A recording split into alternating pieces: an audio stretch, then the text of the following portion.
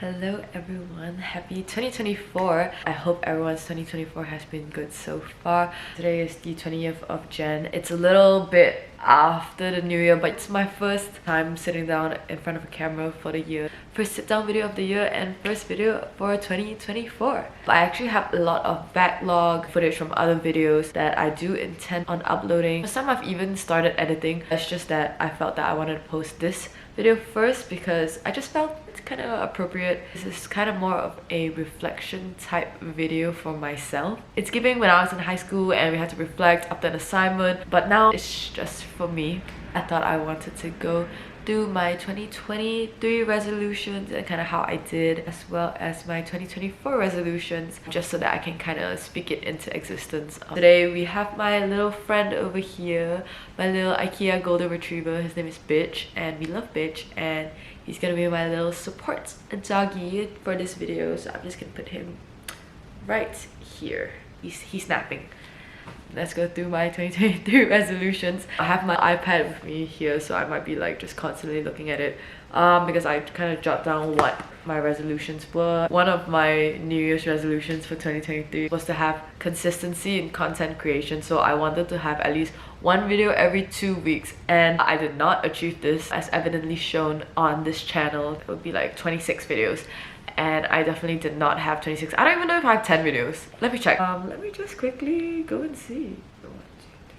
I've posted 8 videos this year, but I am very satisfied and very content with the videos that I did upload this year. I felt that there was nothing that I posted that I just posted for the sake of posting. Like, I'm very happy with everything. I'm very happy with the way every video came out. So overall, objectively, I didn't meet this resolution, but I do think it's a win for me because I am very happy with all of the videos that I did upload on this channel. And looking back, I just think that it's a win. Second one was work related, and I just wrote that I wanted to have good work-life balance, and I just wanted to try to finish everything within working hours and have a good sleep schedule. So for those who may not know, I started working full-time last year, and I think for the most part it was achieved, except there were days where I did have to work a little extra late. I did have to work after working hours. I think it's just kind of due to the nature of my job. Sometimes it's a little bit out of my control, but for the parts where they were in my control, I think I did a pretty okay job. I did sacrifice a little bit of like kind of the other aspects of my life in order to kind of have like good work/sleep balance, but I will get into that a little later in the video.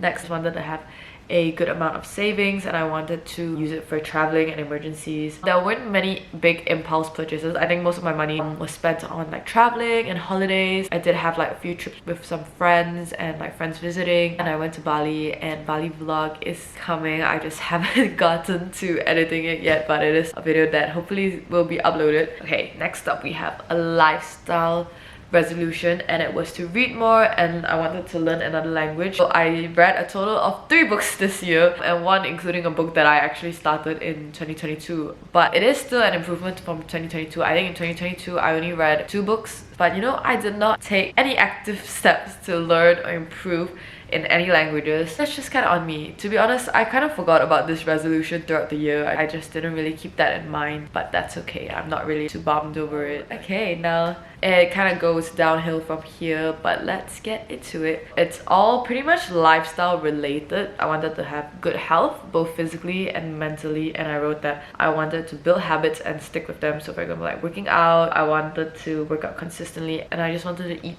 well, and I didn't do that good either, to be very honest. Overall, I would still say it was fine, nothing too concerning. I think it was just trying to balance like work and like everything else. Things would just get a little bit busy, a little bit hectic for me. I do want to say that I did start going to the gym in 2023, which is a huge win for me because I have a gym anxiety. So I am very proud of myself for even going to the gym like the big girl that I am. In terms of consistency, it definitely wasn't very consistent. I did go Pilates here and there, but it is something I definitely want to strive more towards in 2024.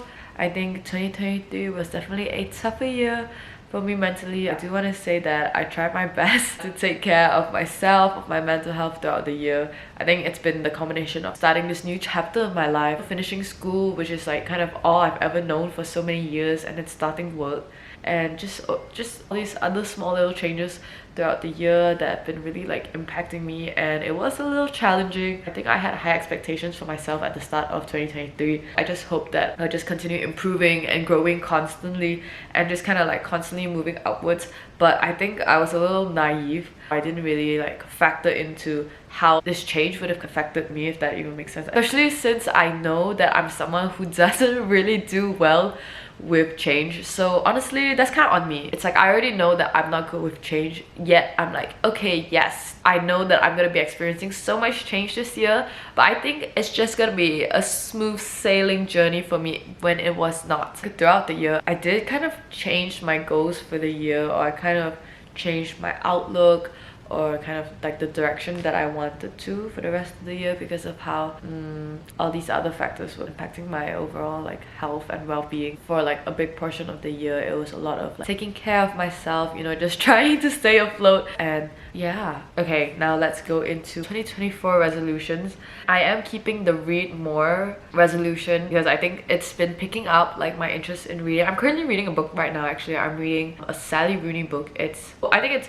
Beautiful World, Where Are You? It's actually like a book that was recommended by my friend Siddharth. I am actually really enjoying it right now, and I just feel like it's very relevant. I don't know, the vibes are very like what I'm feeling right now, or like what I'm feeling during this period of my life. It is definitely something I want to do more this year. A lot of my friends are really into reading too. We would have like a book club session occasionally. I know traditionally book clubs are like you read the same books and then you reflect.